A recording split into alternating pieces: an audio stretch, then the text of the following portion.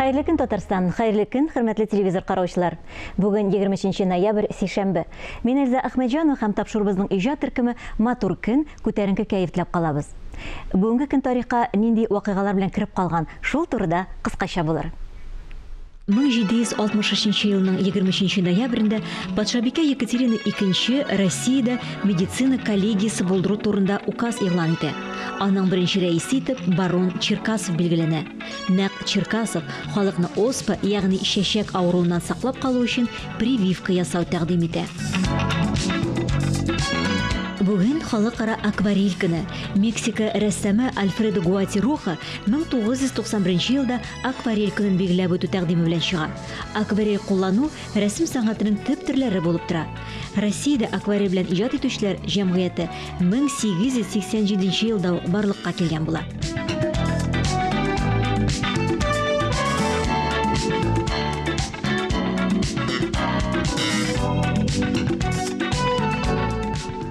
Капка киләсе көянтә. Бүгенге көндә күбебез бу сүзләрнең мәгънәсен онытып та бетердек бугай, кайберәүләргә алар бөтенләй дә билгесез. Бу эш кораллары Рабит Батулланың шәхси ядкарханәсендә саклана. Күптән кулланыштан чыккан бу һәм башка экспонатлар турында язучы үзе сөйләп китер. Исән саулармысыз, хөрмәтле тамашачылар. Менә без тагын Биектау төбәгенең Чыршы дигән авылдагы ядкарханәдә, ягъни музейда басып торабыз.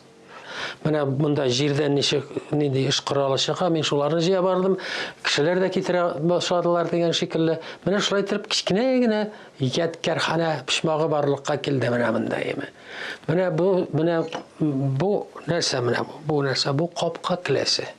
Менә аны шулай иткән капканы менә шулай итеп капканы ябалар. Капканы ачылмый.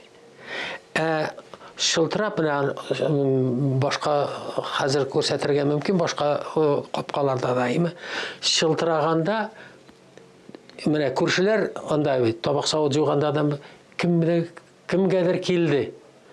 Фәритләргә кемдер килде, чөнки аларның капкасы башка төрле шалтырый. Бу килә башка төрле шалтырый. Тимерче кеше бер төрле тавыш белән капка эшләмәгән, капка киләсе эшләмәгән. Шуңа күрә шылтыр хайруллар капкасы шылтырый, шылтыр хәнифләр капкасы шылтырый. Менә бу музыкаль инструмент чынлыкта. Менә аның мәгънәсе дә шушында. Капка киләсе, ишек киләсе, киллит. Киләт дигән шуннан сүз барлыкка килә. Төрекләрдә ачкыч, йозак дигән сүз, киләт дигән сүз. Менә шулай итеп без әкрен генә бу ядкарханәдәге эш кораллары белән танышабыз. Әкрен генә, әлбәттә. Менә хәзер кичкенә генә бер эш коралы. Менә буны таракка да шаталармы, юк, тарак түгел бу. Бу беләсезме нәрсә? Бу пышкыны үткеннәгәннән соң менә бу тешләре артык ни булса, җәенке булса, яки янда тар булса, менә шулай иттереп кайралар. Кайралар да шулай иттереп әкренләп ул пышкы шәбрәк кисә башлый. Менә шушындый, менә төрлечә инде. Менә монда, менә хәзер мин моны кайрам, ул монда калай. Хәзер теге якны да шулай кайрырга кирәк, тигез булсын, тигез жүрсен. Менә шулай иттереп бу пышкы бик матур, бик яхшы кисәргә тиеш, шушы иттереп караганнан соң. Развод кайырган, развод кайыру дип тә әйтәләр инде кайсы чакта.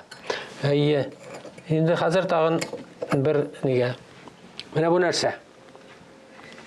Бу көянтә, әлбәттә. Көянтә.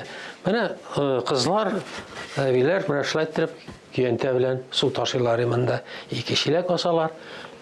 Шишмәдән, җирак шишмәдән әбиләр, яшь киленчәкләр шушы көянтә белән су ап кайта торганнар иде.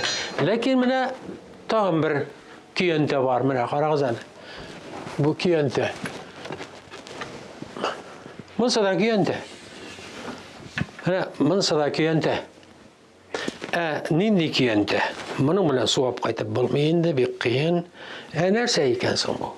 Менә бу имән имәннән эшләнгән, чаңгы кебек бөгелгән, менә шушылай. Әлбәттә инде бу көянтә. Ләкин аның баш-башына казлар, 5 каз, 4 каз менә монда тигез булсын өчен бик каты салкыннарда, бәкедә, кул шөтерлек салкыннарда казны җуып, ипләп кенә менә шушылай итеп көянтә белән тау башына менеп китеп алып кайта торган булалар һәм каклап куя торган булалар. Каклаган каз ул бозылмый бер качанда. Мәсәлән, җәйкене мал суймыйлар бер вакытта да, нәрсә ашыйлар? Печән чабучылар, урман кизүчеләр ашарга кирәк. Каз, каклаган каз бозылмый ул. Аның шулпасы да тәмле була. Гаҗәп, аның бит таман гына тузанган була. Шулай итеп итсезлектән чыкканнар безнең борынгы бабаларыбыз менә шушы көянтә белән каз ташый. Хәзергә хушча калыгыз, сау булыгыз, киләсе очрашуларга кадәр хушыгыз, дуслар. Без туры эфирдә эшлибез, барыгызга да хәерле, матур көннәр теләп дәвам итәбез.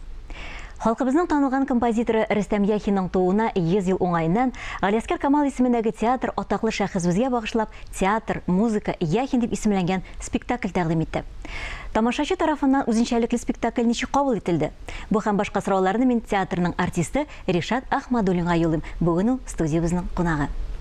Хәерле көн, Ришат, исәнмесез? Хәерле көннәр, исәннәрмесез? Бүген 23 ноябрь, менә бүген Рөстәм абый Яхинның бакыйлыкка күчеп киткән көне. 1993 елда булган бу хәл безне мәңгелеккә ташлап киткән ул. Һәм менә бу безнең сөйләшүебез аңа бер шундый якты истәлек дога булып барсын иде. Дога булып барсын иде. Шулай да, менә дөрес әйтеп киттегез. Шуннан да менә бу безнең бөек композиторыбыз татарның дахи улы дип әйтәсе килә инде. Рөстәм абыйга багышлап безнең театрыбыз шундый спектакль, концерт тәкъдим итте. Һәм инде без аның премьерасы дип әйтик 27 октябрьдә булса, без аның шушы спектакльне 1 декабрьдә кабатлап күрсәтәчәкбез. Һәм инде тамашачы бик җылы кабул итте. Без үзебез бик каушадык, курыктык. Чөнки үзем хакында әйтәм әле, мин җырлау миңа авыррак бирелә. Сез бит консерватория тәмамлаган кеше ни өчен? Барыбер һәрбер әйбергә практика кирәк дип саныйм мин. Сөйләү миңа җиңелрәк, шуңа күрә мин драма артисты булганмын, күрәсең, җырчы булмаганмын. Дулкынланабыз әле дә, чөнки аның музыкасын, аның җырларын җырлар өчен Рөстәм Яхин булырга кирәк. Менә шулай дип әйтәм мин. Рөстәм Яхин үзе исән булганда 21 җыентык чыккан, аның җырлары, романслары белән шул исәптән театр өчен махсус язылган әсәрләр дә кергән. Сезнең менә бу спектакль концертта аның әсәрләре күп яңгырый, шулай бит. Ничек сайлап алдыгыз аны? Монда инде без шушы спектакль концертның эшенә тотынгач, без Рөстәм Яхинның бөтен иҗатын, тормышын өйрәнә башладык. Бик күп китаплар укыдык. Бик күп кызыклы фактларга тап булдык без. Ләкин без инде бөтен эчке серләрне дип әйтәсе килә, ул спектакльдә сөйләп бетермибез. Без үзебез өчен менә аңа карата, аның турында образ туплар өчен инде менә тулысынча аның тормышын, иҗатын өйрәндек. Һәм җырларга килгәндә менә аның менә безгә кызыклы булган һәм аның образын менә шушы спектакльдә тулысынча ачырлык романслары яңгырый. Менә режиссер сайлап алдымы, әллә инде менә күмәк? Башта безнең башланда оркестр белән эш. Безгә инде оркестрыбызның сәнгать җитәкчесе Данияр Соколов менә шундый романслар тәкъдим итте. Һәм инде шушы романслардан чыгып без ничек дип әйтим, монологлар әзерли башладык. Без анда артистлар Рөстәм Яхин хакында фактлар сөйлибез, истәлекләр сөйлибез. Шунда әйтергә кирәктер, Ришат, сәхнәдә тамашачы образларына күрә. Яхинны да без күрмибез, аның тормыш иптәше дә юк, шулай бит. Бары тик образлар аркылы менә шушы Яхин турында хатирәләрне җиткерәсез. Чөнки безнең Яхин ул музыкада. Ул менә музыкада яңгырый, без аның хакында сөйлибез. Яхин ул безнең белән, ул безнең арада. Ул безнең йөрәкләрдә яши. Чөнки Рөстәм абый Яхин үзе хакында булай дигән: мин музыка белән тудым, мин музыка белән яшәдем, мин музыка минем хатыным дигән ул. Мин музыкага өйләнгәнмен диде ул. Дип Хатыны язылган. турында Хәлимә ханымны аның тормыш иптәшен туганнары бер дә кабул итмиләр. Менә бу факт сезнең спектакль концертта күренеш таптымы? Шуннан да Хәлимә ханым ул аерым бер кызыклы образ дип әйтәсем килә. Без аңа тияргә курыктык. Дөресен әйтәм, чөнки ләкин менә Рөстәм Яхинны белер өчен аның хатынын да белергә кирәк.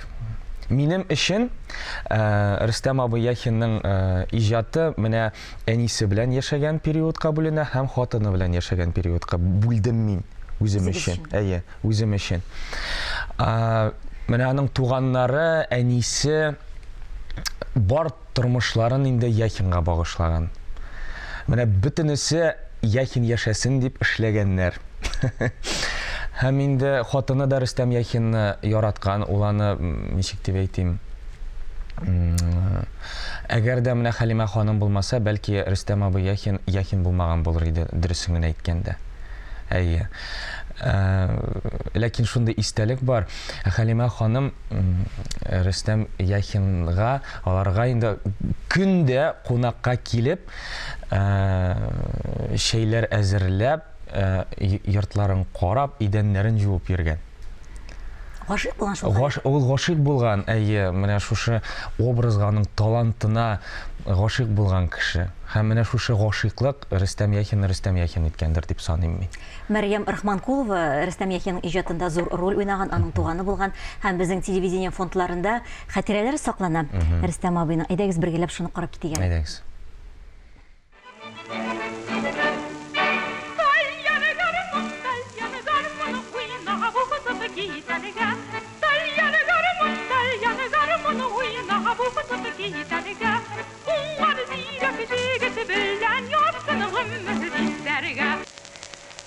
Минем бала чагымда ул безгә еш кына килә иде. Татар көйләрен ифрат та матур, моңлы башкару белән ул минем күңелемдә онытылмаслык из калдырды. Аның безгә килүләре, җырлавы минем күңелемдә зур бәйрәм булып тоела иде. Музыкада беренче адымнарны ясаган чагымда да Мәрьям апа зур ярдәм күрсәтте. Ул мине музыка мәктәбенең директоры, күренекле музыкант Рубин Львович белән таныштырды, укырга урнаштырды. Еллар узды, мин мәктәпне бетердем. Соңыннан Мәскәүгә китеп, консерватория янында училищега урнаштым. Сугыш беткәннән соң мине ниһаять консерваторияга алдылар. Каникул вакытларында мин әлбәттә Казанга омтыла идем. Беренче чиратта үземнең яңа язылган романсларымны, җырларымны Мәрьям апага күрсәтә идем. Ул аларны бик яратып, игътибар белән тыңлый иде, киңәшләр бирә иде. Тукай сүзләренә язылган Ришат, менә Рөстәм Яхин тормышта зәвыклы киенергә яраткан. Бу һәрберебезгә дә мәгълүм факт. Аның биографиясеннән беләбез. Классик костюмнар киеп йөргән, инде идә озын, идәнгә тиеп торган халатлар.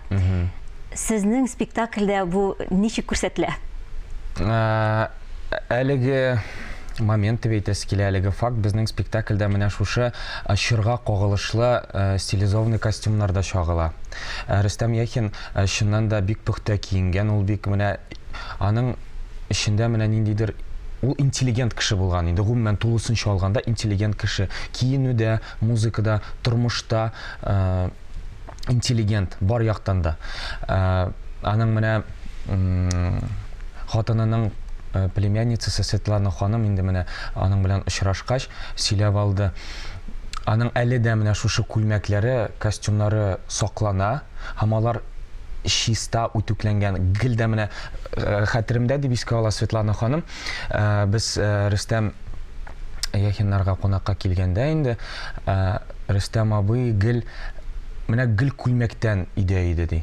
Менә гел концертта сыман иде ул ди. Менә шундый идә дә менә костюмнан киенеп йөрү ул бит инде менә күп әйбер сөйли Рөстәм Яхин хакында.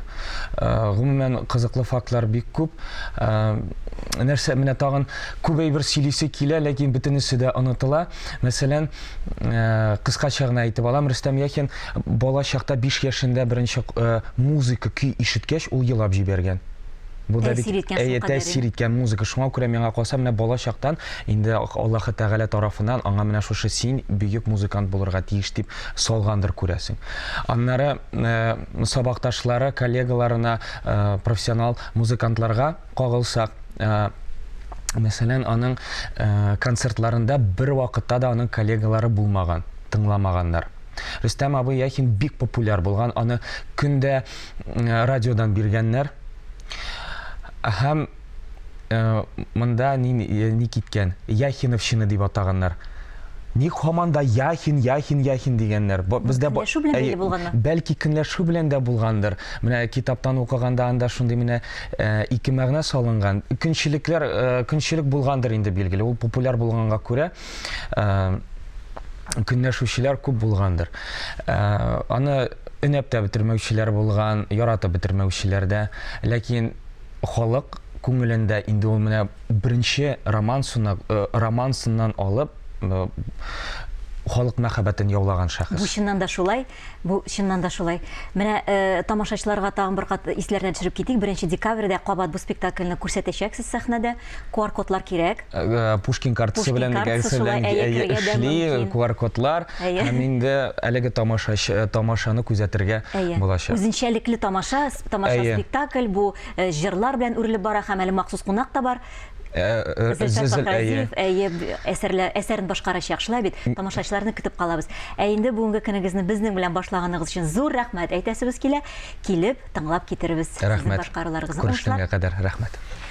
Бүгенге тапшыруны без инде әлбәттә Рөстәм Яхинның әсәре белән тәмамлыйбыз. Матур көн теләп, мин Әлзәк Мәҗанова сезнең белән сау булашам.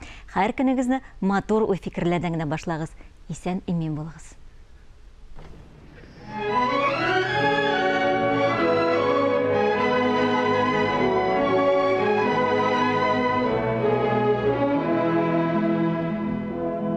Кояш бата да кич була, күңелем шатлык белән тула. Нурлар уйный тирә-ягымда, мин иркем сине көтәм, көтә саргып бетәм, гүл чәчәкле бакча янында. Тиңләмим гөлшиңә, йолдыз димим улда сүнә. Тыңар өчен йөрәк ашкына, якын күрә сине күңел, сине сөйми мөмкин түгел, син киләсең минем каршыма.